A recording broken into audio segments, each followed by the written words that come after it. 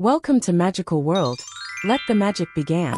बहुत वक्तों पहले की बात, एक दूर दराज सल्तनत में शहजादी लीरा रहती थी। लीरा ना सिर्फ अपनी खूबसूरती के लिए मशहूर थी, बल्कि इसकी रहमदिली तबीयत भी अवाम के दिलों में घर कर चुकी थी। वो जानवरों से बातें करती, परिंदों के साथ गाती और फूलों से दोस्ती रखती थी। उसकी सल्तनत के किनारे एक घना पुरस्कार जंगल था, जिसे लोग खामोश सायों का जंगल कहते थे। कहा जाता था कि वहाँ एक खौफनाक नाग रहता है, जो सदियों से इंसानों से दूर अपनी तन्हाई में कैद है। मगर सच्चाई तो कुछ और ही थी। वो नाग दरअसल एक शहजादा था, एक नेक दिल जवान जादुई इल्म रखने वाला शहजादा, जिसे एक हसद भरी चुड़ैल ने लानत दे के सांप में तब्दील कर दिया था। इस लानत का तोड़ सिर्फ एक सच्चा बेलौस प्यार था, जो इसकी असलियत जाने बगैर दिल से इसे कबूल करे। एक दिन जब शहजादी लीरा सल्तनत के बाग में आ गई और खास जादुई फूल चांद कंवल को तलाश करने निकली, वो रास्ता भटक कर जंगल में चली गई और शाम हो चुकी थी। जंगल की खामोश गहरी हो चुकी थी। आसमान पे चांद पूरी आबोताब से चमक रहा था। जब वे खूबसूरत रोशन झील के करीब पहुंची, एक नरम सी ससराहट उसके कानों में पड़ी।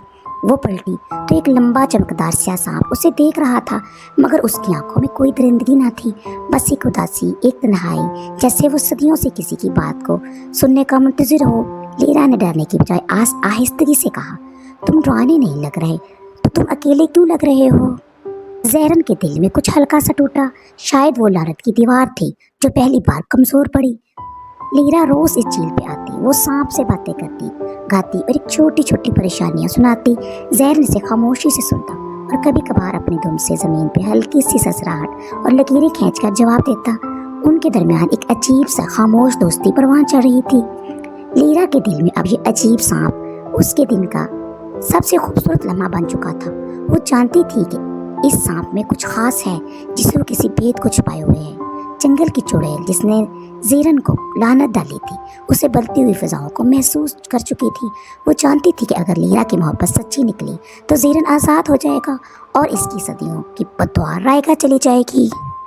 उसने एक चाल चली। एक दिन जब लीरा वापस महल जाने लगी तो चुड़ैल ने उसके ख्वाब में आके कहा, अगर तुम इस सांप से सच्ची मोहब्बत करती हो तो उसे छू के दिखाओ।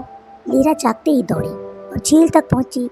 ज़ेरन वहाँ मौजूद था, सूरज की पहली किरणों में चमक रहा था। वो आहिस्तगी से आगे बढ़ी, हाथ बढ़ाया और जैसे ही उसने ज़ेरन को छुआ, का एक सैलाब फूटा, ज़लज़ले जैसी गरज, हवा में चमकदार ज़र्रात और फिर एक धमाके के साथ सांप गायब हो चुका था।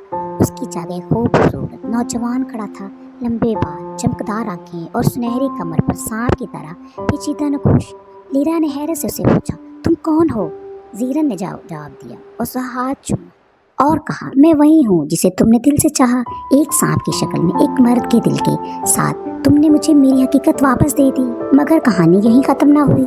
चुड़ैल अब गज़बनाक हो चुकी थी। उसने लीरा को सजा देने की कसम खाई और इसे पत्थर का बना दिया। ज़ेरन ने जब जादू कर हर बुजुर्ग से मदद मांगी, मगर किसी के पास कोई तोड़ न था। आखिरकार एक परी ने कहा, अगर तुम अपनी तमाम जादुई ताकत छोड़ दो और सिर्फ एक आम इंसान बन जाओ तो तुम्हारी कुर्बानी के बदले लीरा आज़ाद हो सकती है। ज़ेरन ने अब एक लम्हे की ताक़ीद किए बगैर हाँ कर दी। उसकी जादुई ताकतें हवा में बिखरने लगी और लीरा की आंखें खुल गई।